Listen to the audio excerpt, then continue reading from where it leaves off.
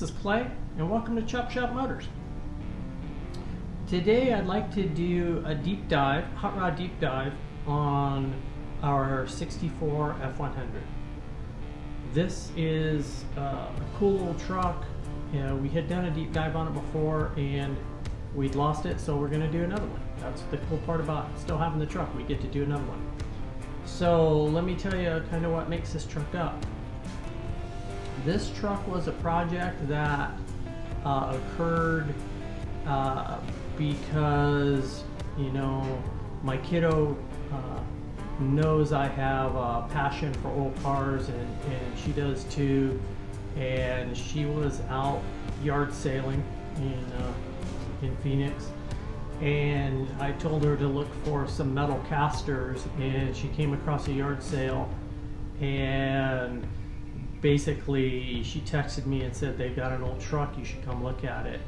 And so I went, I hopped in my truck and went and looked, and it was a 64 F100 that had been started. It had been built probably in the 80s as a nice truck, decent truck, and then it'd been taken apart by the owner that I bought it from, and it went through a couple hot rod shops, and sometimes those things don't always go well, and it was left as a project that probably wasn't very close to being all together. It was a long ways from it. So I negotiated with the guy to buy the parts that he had left, what was left of the truck, and I drug it home. So what I drug home was a 64 F100. A hot rod shop had done some things to it.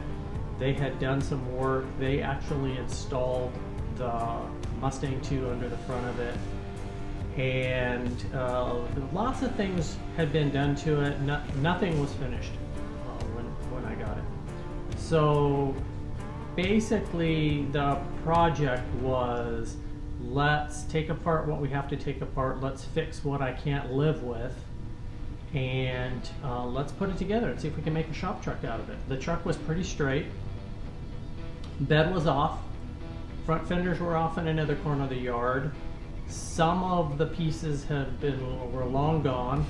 There was a motor sitting in it, and it had an FMX that came with it.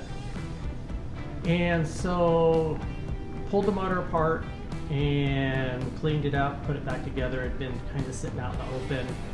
It would turn over, but not very well, so we just wanted to fix that and find out. It probably was fine for the most part until it got left open and left out.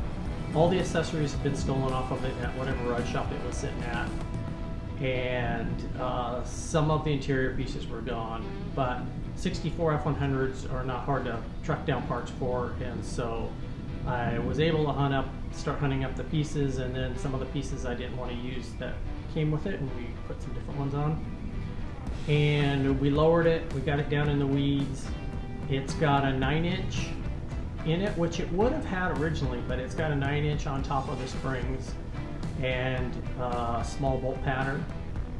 We seed the frame in the rear and allowed a little more travel, and we put an automatic overdrive in. So basically the drivetrain is a 302 with an FIOD and a 9-inch. It's got disc brakes on the front. It does not have air, and it does not have a radio. And I'd like to put air in it at some point, but lots of other projects are kind of taking precedent right now, and so we're just going to enjoy it like it is. So the next thing is I drove it a little bit, very little, like that, in white, and things started happening, and I really couldn't get it in. I couldn't get the schedules to work to get paint and interior on it, and so I flipped it to a buddy of mine, and I bought a different kind of, I bought a F100, a 55 F100, and played with it for a year or two. And some time goes by, and my buddy comes back to me and says, hey, you want to buy the 64? I'm not going to do anything with it. So I bought it back, hadn't changed any, and decided to go ahead and drag it across the finish line. So at that point, I had another buddy that I've gotten to know because of this truck paint it, and he did an outstanding job. We went back to Rangoon Red, that was the original color.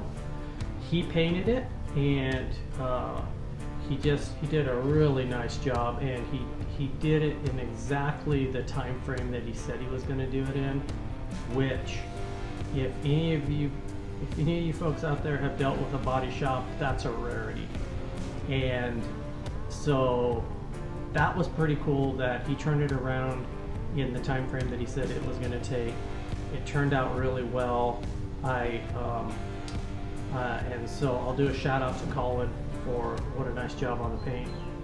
Then I worked with BW Upholstery, Brian, and we started figuring out what the interior was going to look like. And it was a long project, the interior part. And we've done a lot of video on it. We'll insert, hopefully we can insert some of the stills, some of the pictures into this video to show you some of the cool things. Basically what we did is we took a stock seat, I sectioned the risers on it to bring it down and gain us about 2 inches of headroom. And it really changed how you ride in the truck. So such a huge difference, and Brian was like, you're gonna have to section that and get that seat down, and I was like, oh no, I think it'll be fine. Well, bottom line was it had to get sectioned, and it made it perfect. We probably went way farther on the interior than I had ever thought we would. Brian did a covered gas tank, we did an incredible carpet. He took out bumps and bruises in the floor the way it was made originally, so it was super smooth. And then we did a bowed headliner. And so I did some fabrication to suspend the dome light, and Brian built the bows and did the headliner, and it was just phenomenal. So between the look of the front seat being a real 60s throwback and just super cool with some small trim pieces in it to set it off, and the star pattern headliner, the interior is fantastic.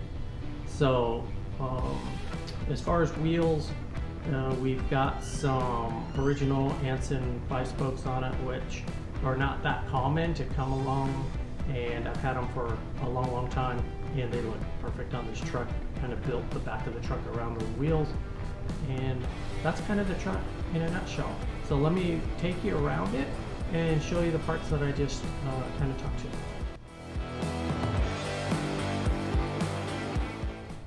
So I'm going to film this truck a little bit inside the shop with the door closed because it's not so bright, and then I'll open the door up, but the sun's kind of setting and it might be a little bright, so hopefully we can get you some good images.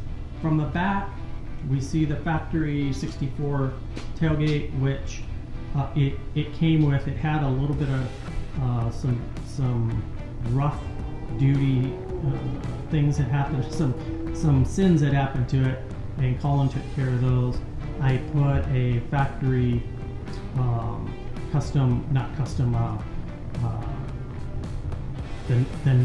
the dresser bumper on it versus either no bumper or a step bumper, which most of them had. So it has a nice dress rear bumper, factory NOS lights for the license plate light, little details like that kind of help it. Inside the bed, inside the bed was pretty rough, and I didn't really mess with it much. It had already had some kind of bed liner done to it, so the goal of this truck was to really make a nice shop truck, and I think we hit that mark.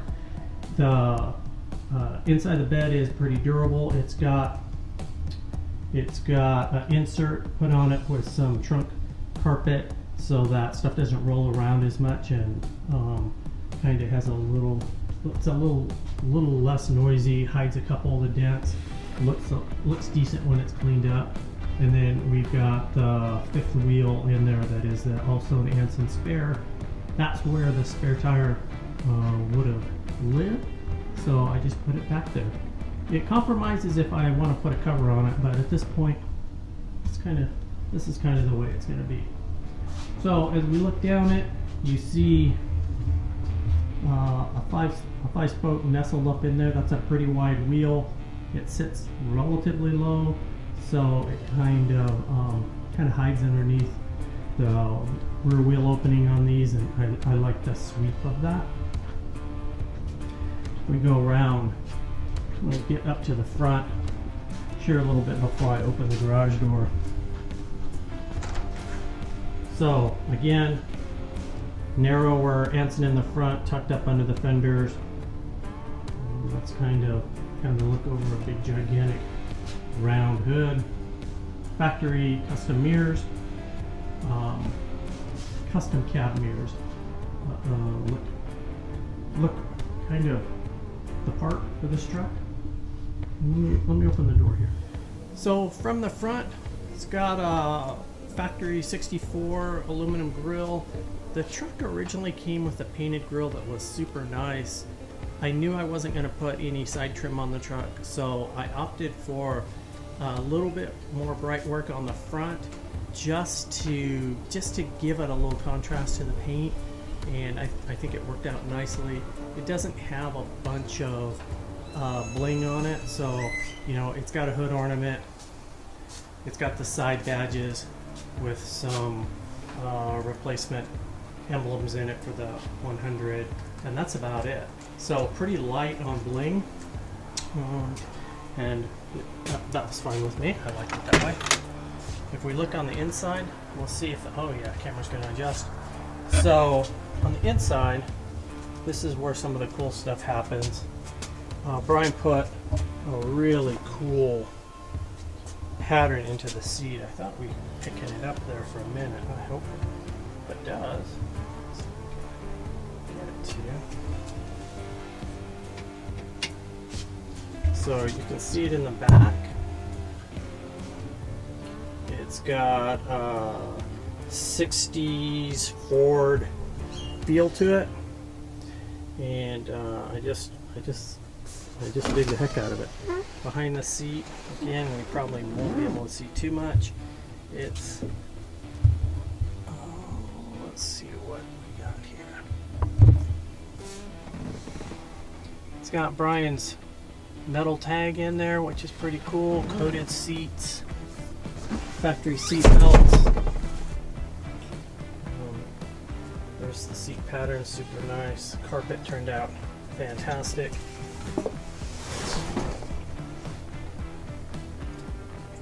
Brian always does custom mats to match the carpet, so that if they wear a little bit, you have the option to get those redo the carpet mats without having to redo the carpet. So that turned out nice.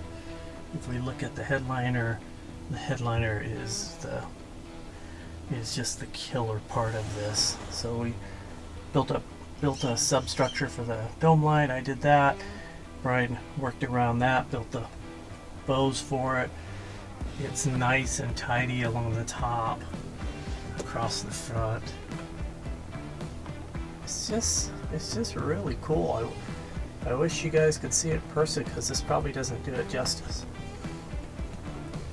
Inside the truck, it's got a factory dash that I did a crinkle black on it, just to kind of contrast the red. It's got all factory switches. I put in, it has an aftermarket column in it. It's got a GM tilt column, probably an I did it. And so I did a delete on the flashers in the column, and I put the flashers in the dash the way they would have been done if it would have been original. So it's still got the factory radio in it. Inside the glove box is original. I didn't paint the inside because I just liked the fact that it was still Rangoon red and still had some of the original Ford decals that said probably tire pressure and things of that nature. So that was that. Inside the cab, some of the other stuff that I did do, we did put an air conditioning drain into the floor when the carpet was being done, so that when I do AC, there won't be any holes in the floor that aren't already there. There's a provision for the drain.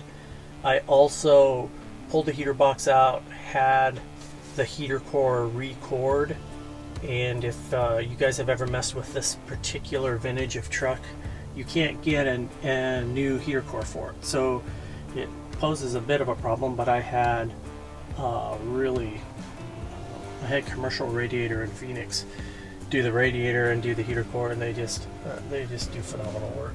So heater works like crazy and doesn't leak or drip. So let's walk around and look under the hood. Okay, under the hood we've got 302, probably mid-70s. It's got an automatic overdrive behind it.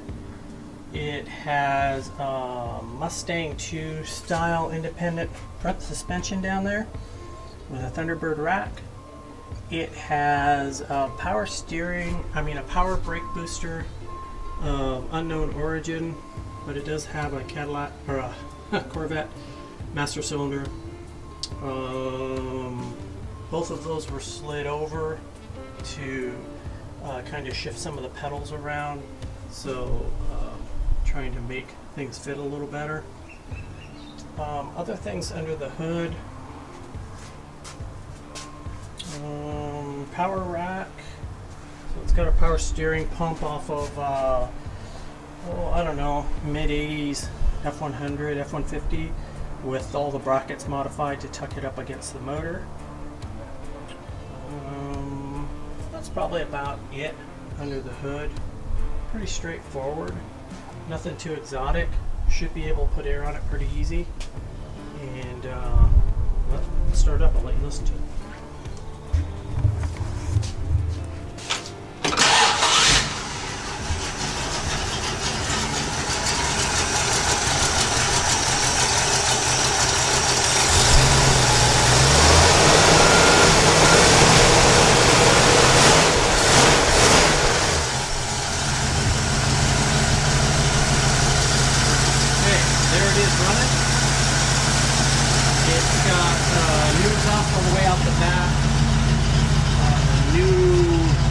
Whiskers and rubbers in the doors, rubber around the door seals. Rear window rubber's been replaced a couple times through the interior process.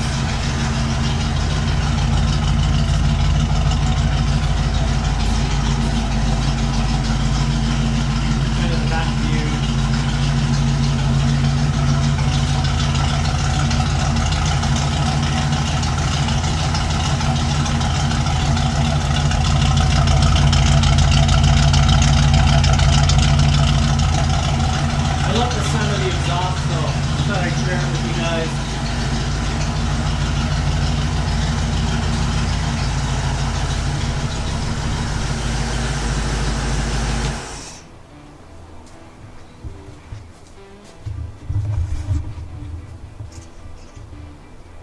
So that's the 64 F100 with a little walk around.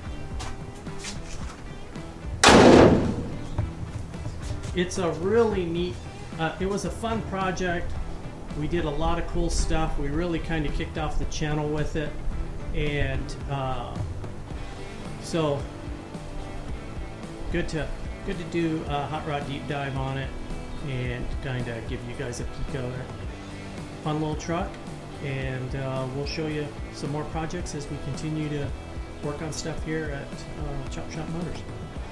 I'm Clay, and we'll catch you on the next project. See ya.